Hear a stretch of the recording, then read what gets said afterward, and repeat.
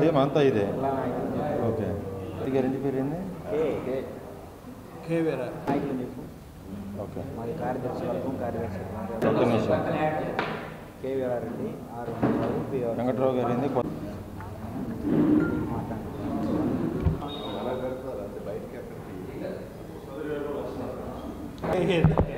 ఇవన్నీ మనం వాడు పంపిస్తే చూసుకోవడం లేకుండా కాపాడండి ప్రజాస్వామ్యాన్ని, ఇండియా కూటమి అభ్యర్థుల్ని గెలిపించండి, ఇండియా కూటమి అభ్యర్థుల్ని రక్షించుకుందాం, రాజ్యాంగాన్ని రక్షించుకుందాం. జిల్లా నాయకులు. ఓకే, ఇంకంతేనా?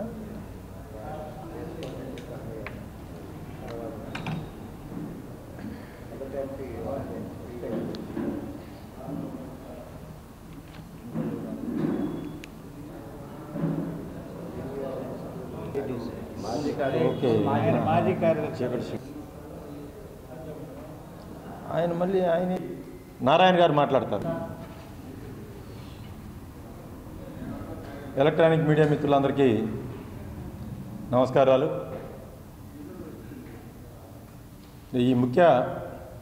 ఈ కార్యక్రమం ముఖ్య ఉద్దేశం మే 13న జరుగుతున్నటువంటి ఎన్నికలకు ఇండియా కూటమి తరపున ప్రచార కార్యక్రమాన్ని అందరం కలిసి ఏ విధంగా ముందుకు సాగాలి, మరి బూత్ స్థాయి వరకు కూడా ఇండియా కూటమి నాయకులందరూ కూడా మరి గ్రామాల్లో ఉన్నటువంటి వారి నాయకుల్ని వారి శక్తిని వినియోగించి మరి రాబోయే 10 రోజుల టైం ఉంది ఇంకా ఎన్నికలకి. ఆ 10 రోజుల్లో ప్రతి గ్రామంలో కూడా ఇండియా కూటమి అభ్యర్థుల పాంప్లెట్ని ప్రతి ఇంటికి చేరవేయాలనేటువంటి లక్ష్యంతో మరి దాన్ని ఏ విధంగా ప్రణాళిక రచించుకొని ముందుకు సాగాలనేటువంటి ఉద్దేశంతో మేమందరం కూడా ఇక్కడ చేరటం జరిగింది. మరి ఈరోజు భారతదేశ వ్యాప్తంగా జరిగినటువంటి ఫస్ట్ ఫేజ్, రెండో ఫేజుల్లో దాదాపు మెజారిటీగా ఇండియా కూటమి అభ్యర్థులే మెజారిటీ ఎక్కువగా ఉందని చెప్పేసి కూడా బయటకు వచ్చినటువంటి పరిస్థితులు. మరి ఈ పరిస్థితుల్లో ప్రధాని నరేంద్ర మోడీ గారు హిందువులని రెచ్చగొట్టేటువంటి వ్యాఖ్యలు దాదాపు గడిచినటువంటి వారం రోజుల నుంచి విపరీతంగా చేస్తూ వస్తున్నారు. మరి భారతదేశంలో ఉన్నటువంటి ముస్లింలని ఎలిమినేట్ చేయాలి, కాంగ్రెస్ పార్టీ ఇండియా కూటమి అధికారంలోకి వస్తే హిందువుల మెడల్లో, ఆడవాళ్ళ మెడల్లో పుస్తెలు ముస్లిం యువకులు లాక్కొని వెళ్తారు. అలాగే మరి నిన్న ఇంకొక మాట మాట్లాడాడు, ఎస్సీ, ఎస్టీ, బీసీ మైనారిటీలు మరి రిజర్వేషన్ల వల్ల ప్రభుత్వ ఉద్యోగాలు చేస్తున్నారు, మరి ఆ రిజర్వేషన్ల వల్ల ఎస్సీ, ఎస్టీ, బీసీ మైనారిటీల వల్ల ఆ వ్యవస్థలన్నీ కూడా నిర్వీర్యమైపోతూ ఉన్నాయి, కనుక ఆ రిజర్వేషన్లన్నింటినీ కూడా మేము తీసేస్తామని చెప్పేసేటువంటి ధోరణిలో వాళ్ళు పోతూ ఉన్నారు. మరి ఈరోజు భారతదేశాన్ని, భారతదేశ రాజ్యాంగాన్ని, లౌకికవాద సిద్ధాంతాన్ని, ప్రజాస్వామ్య రక్షణకి మరి ఇండియా కూటమిలోని పార్టీలన్నీ కూడా కలిసి ముందుకు వెళ్తూ ఉన్నాయి. మరి ఇండియా కూటమి లక్ష్యం ఒకటే, భారతదేశంలో ఉన్నటువంటి ప్రజలందరూ కూడా సమానమైనటువంటి హక్కులు కలిగి ఉండాలి, ఆ స్వేచ్ఛ సమానత్వం అనేది అందరికీ ఒకే రకంగా ఉండాలి అనేటువంటి ఆలోచనతో మరి నరేంద్ర మోడీ గడిచినటువంటి 10 సంవత్సరాల్లో చేస్తున్నటువంటి అప్రజాస్వామిక ప్రజా వ్యతిరేక విధానాల మీద పోరాటమే లక్ష్యంగా పెట్టుకొని మరి ఈ కూటమి మొత్తం కూడా ఏర్పడటం జరిగింది. అంతేకాకుండా ఈ కూటమికి సంయుక్త కిసాన్ మోర్చా కానీ, రైతు కూలీల వేదిక కానీ, మిగిలినటువంటి అనేక కార్మిక సంఘాలన్నీ కూడా మరి ఇండియా కూటమికి మద్దతిస్తూ ఉన్నాయి. మరి గిట్టుబాటు ధర చట్టం చేస్తానని చెప్పేసి సంవత్సరం ముందు రైతులు ఉద్యమం చేస్తే మరి ఒక సంవత్సరం లోపల నేను చట్టం చేస్తానని చెప్పినటువంటి నరేంద్ర మోడీ గారు మరి ఈ రోజు వరకు కూడా చేయలేదు. మరి రైతులు కూడా ఇప్పటికీ ఉద్యమం చేస్తూ ఉన్నటువంటి పరిస్థితి మనం చూస్తాను. అంతేకాకుండా మరి మణిపూర్లో జరిగినటువంటి ఘటనలు వాటి మీద ఇప్పటి వరకు కూడా ఒక మాట మాట్లాడినటువంటి పరిస్థితి లేదు మన ప్రధానమంత్రి గారు. అంటే ఆయన ఒక వర్గానికి, ఆయన ఒక మతానికి ప్రధానమంత్రి అనుకుంటున్నాడా, లేక భారతదేశం మొత్తానికి ప్రధానమంత్రి అనుకుంటున్నాడో మరి ప్రజలకు సమాధానం చెప్పాలని చెప్పేసి మేము అడుగుతా ఉన్నాం. అంతేకాకుండా మరి రాబోయే రోజుల్లో మేము అధికారంలోకి వస్తే రాజ్యాంగాన్ని రద్దు చేస్తాం, చాలా మాటలు మాట్లాడుతూ ఉన్నాడు. అంటే భారతదేశ రాజ్యాంగాన్ని రద్దు చేస్తాను నేను, అంతేకాకుండా రిజర్వేషన్లు రద్దు చేస్తాము, ఎన్ఆర్సీ కూడా తీసుకొని వస్తామనేటువంటి ధోరణిలో ఆయన పోతా ఉన్నాడు. కనుక ప్రజలందరూ కూడా గమనించి మరి రాష్ట్రంలో సిపిఐ సిపిఎం పార్టీలు, ఇండియా కూటమి కాంగ్రెస్ పార్టీ 3 కలిసి 12 నియోజకవర్గాల్లో సిపిఐ సిపిఎం పోటీ చేస్తూ ఉంది. 16 నియోజకవర్గాల్లో 2 పార్లమెంటుల్లో కూడా సిపిఐ సిపిఎం పోటీ చేస్తూ ఉంది. మిగిలినటువంటి అన్ని నియోజకవర్గాల్లో కాంగ్రెస్ పార్టీ అభ్యర్థులు పోటీ చేస్తూ ఉన్నారు. మరి ఇండియా కూటమి అభ్యర్థుల్ని గెలిపించాలని చెప్పేసి దానికి అనుగుణంగా ప్రణాళికల్ని అందరం కలిసి రచిద్దామనేటువంటి నిన్న జరిగిన 2 విడతల పోలింగ్, ఈ పోలింగ్లో ఇండియా కూటమికి అనుకూలంగా జరిగింది అని అనేక మంది రాజకీయ విశ్లేషకులు మాట్లాడుతున్న నేపథ్యంలో ఈరోజు నరేంద్ర మోడీ బీజేపీ మళ్ళీ తన విధానాలు ఏవైతే ఉన్నాయో వాటిని వేగంగా ఈరోజు ప్రజల ముందుకు తీసుకొస్తా ఉన్నారు. మతోన్మాద విధానాల్ని మళ్ళీ ఈరోజు మతాల మధ్య చిచ్చు పెట్టడానికి ఈరోజు మాట్లాడుతూ ఉన్నారు.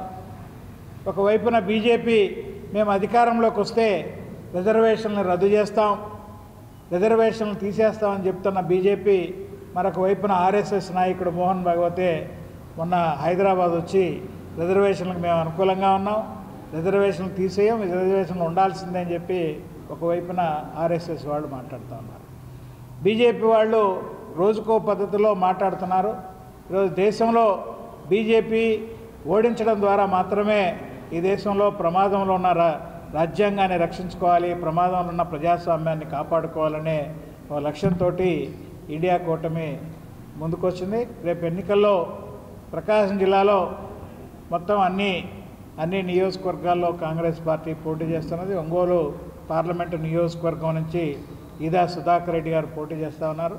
వారికి సిపిఐగా మేము సంపూర్ణంగా మద్దతు తెలియజేస్తూ ప్రజలందరూ జరుగుతున్న పరిస్థితుల్ని ఆలోచించి విఘ్నతోటి ఓటేయాలని, ఇండియా కూటమిని అధికారంలోకి రావడం ద్వారానే దేశం రక్షించబడుతుంది, దేశం కాపాడబడుతుంది, రాజ్యాంగం రక్షించబడుతుందని చెప్పి మేము ఈ సందర్భంగా ప్రజలకు విజ్ఞప్తి చేస్తూ ఇండియా కూటమిని ప్రజలు ఆదరించాల్సిందిగా మీ ద్వారా మీడియా మిత్రులకు ముందుగా ధన్యవాదాలు.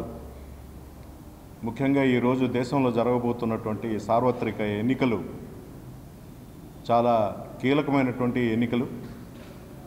ప్రధానంగా దేశాన్ని కాపాడుకోవాల్సినటువంటి సందర్భంలో ఈ ఎన్నికలు జరుగుతూ ఉన్నాయి.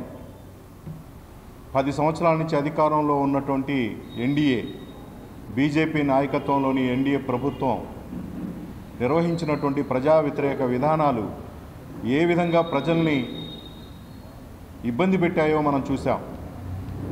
అందుకని దేశంలో ఈ 10 సంవత్సరాల కాలంలో మొత్తం భారత రాజ్యాంగంలో పొందుపరిచినటువంటి చాలా ముఖ్యమైనటువంటి అంశాలని ధ్వంసం చేసి పారేశారు. 370 అధికరణ రద్దు చేయడం అయితేనేమి, ఇది జమ్మూ కాశ్మీర్ని 3 ముక్కలు చేసేసి ఈరోజు అక్కడ పోటీ చేసే పరిస్థితి కూడా లేకుండా ఆ విధమైనటువంటి పరిస్థితిని, ఒక రకమైనటువంటి ఎమర్జెన్సీని బీజేపీ నడిపింది. ఇంటర్నెట్ కట్టు, అసలు ఎక్కడ ఎవరు మాట్లాడేటువంటి వాక్ స్వాతంత్రం కూడా లేకుండా ఉన్నటువంటి నాయకత్వం మొత్తాన్ని తీసుకెళ్ళి జైల్లో పెట్టేసింది.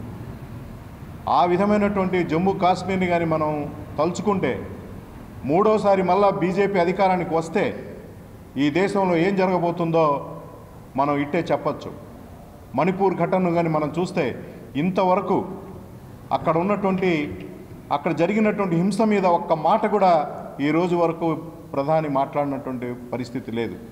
మరి అక్కడ ఇప్పటికి కూడా మారణకాండ కొనసాగుతూనే ఉంది. ఇటువంటి స్థితిలో ఈ ఎన్నికలు జరుగుతూ ఉన్నాయి.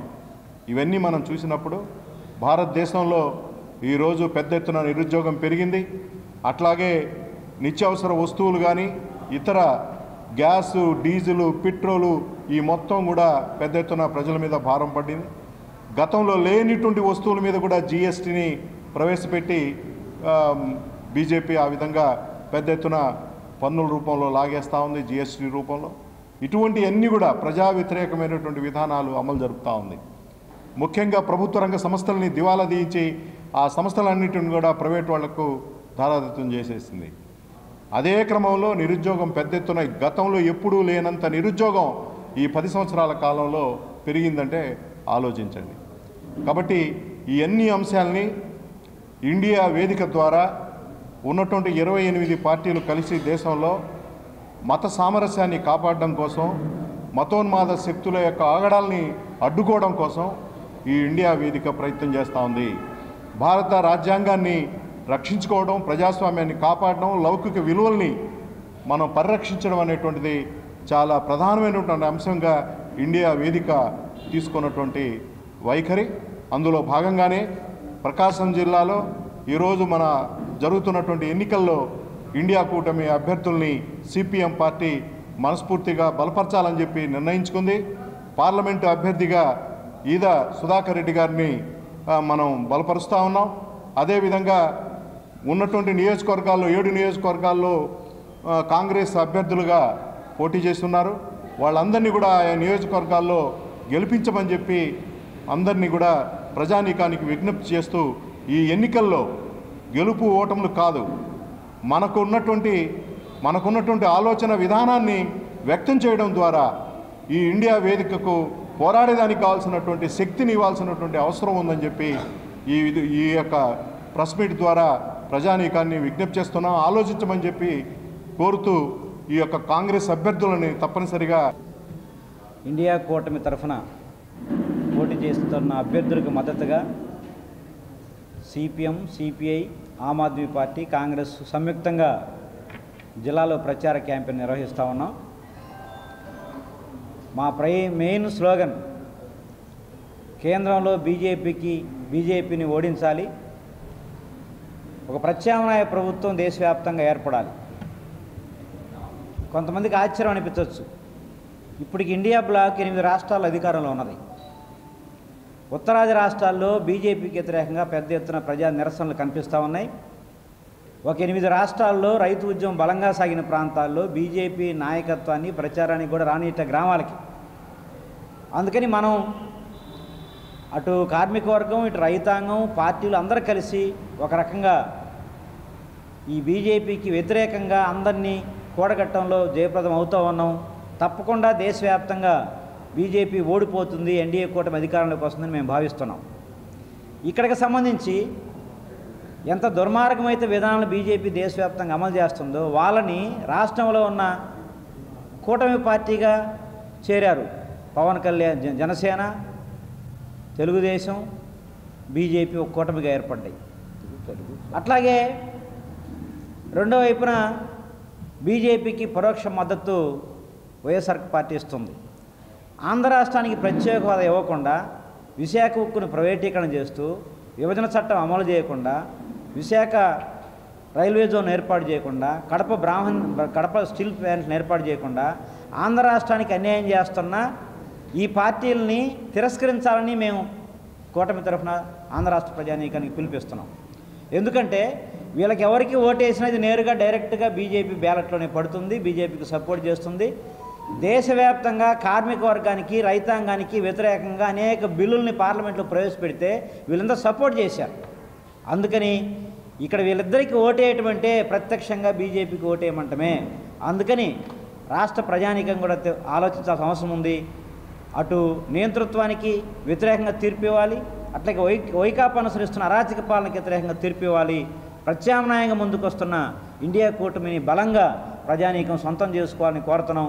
ఈ 10 ఏళ్ల కాలంలో బీజేపీ ప్రజా వ్యతిరేక విధానాలకు నిరసనగా, 5 ఏళ్ల కాలంలో వైకాపా అనుసరిస్తున్న విధానాలకు వ్యతిరేకంగా మేమంతా ఐక్యంగా కలిసి పోరాడాం. ఆ స్ఫూర్తితోనే ఎన్నికల్లోకి వస్తున్నాం.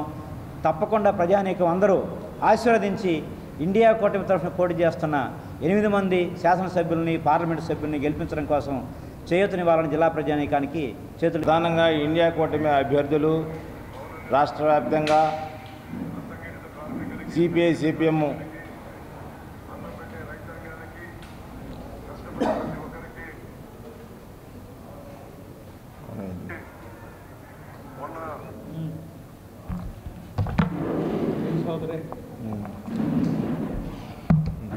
ఈ యొక్క భారతదేశాన్ని కాపాడుకోవాలనే యొక్క పెద్ద ఉద్దేశంతో ఇండియా కూటమి ఈ రోజున